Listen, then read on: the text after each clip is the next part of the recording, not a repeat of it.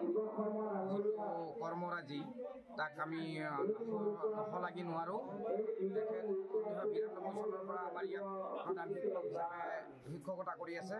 প্ৰতিজন ছাত্ৰ ছাত্ৰী আজি আপোনাৰ 6-7 বছৰ আগৰ পৰা আমাৰ ইয়াৰ ল'ৰা ছোৱালীখিনিয়ে মেট্ৰিক দিবৰ কাৰণে গৈছে। তাৰে ৰিজাল্টখিনি চালে আপোনালোকে গম পাব যে প্ৰথম বিভাগৰ তলত কোনো ল'ৰা ছোৱালীয়ে এই বিদ্যালয়ৰ পৰা ওলাই যোৱা তেখেতে পঢ়োৱাৰ ভিতৰত নাই বুলি ক'ব পাৰি। আৰু তেখেতৰ আদৰ্শ আমাৰ প্ৰত্যেকজনৰে অনুকৰণীয় আৰু তেখেতৰ যি শিক্ষা ব্যৱস্থা, যি তেখেতৰ ছ'চাইটি বা সামাজিকতা, তাক শলাগ লৈছোঁ আমি। আৰু তেখেতৰ এই কৰ্মময় জীৱনৰ আজিৰ সমাপ্তিত তেখেতৰ সুস্বাস্থ্য আৰু দীৰ্ঘায়ু কামনা কৰিছোঁ। কৰ্মময় জীৱন আজি আপোনাৰ সমাপ্তি যোৱাকালি সমাপ্তি হৈছে, আপোনাৰ অনুভৱ কেনেকুৱা কৈ দিয়কচোন।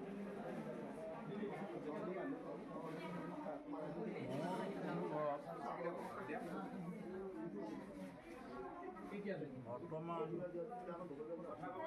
গতানুগতিক হিচাপে মই চলি আছোঁ যদিও মোৰ যিটো অৱসৰ, এই অৱসৰটো এতিয়া এই সময়লৈকে মোৰ মনত অহা নাছিল, কিন্তু এতিয়া মোৰ মনত সেই ভাৱটো জাগিছে যে মই অৱসৰ হ'লোঁ।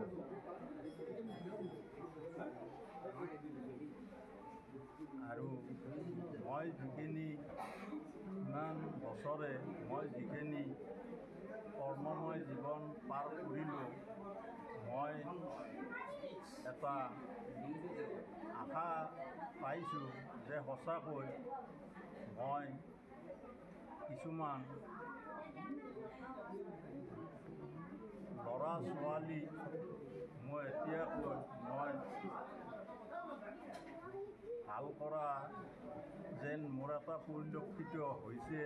কাৰণ যিসকল প্ৰাক্তন ছাত্ৰ ছাত্ৰী আহি আজি মোক এই সম্বৰ্ধনা অনুষ্ঠানত মাতি মোক উৎসাহিত আৰু মোৰ মনত আনন্দ কৰিলে, এই সন্দৰ্ভত মোৰ জীৱনৰ মই এটা পৰম তৃপ্তিদায়ক অনুষ্ঠান মোৰ জীৱনত পালোঁ বুলি মোৰ মনে কয়।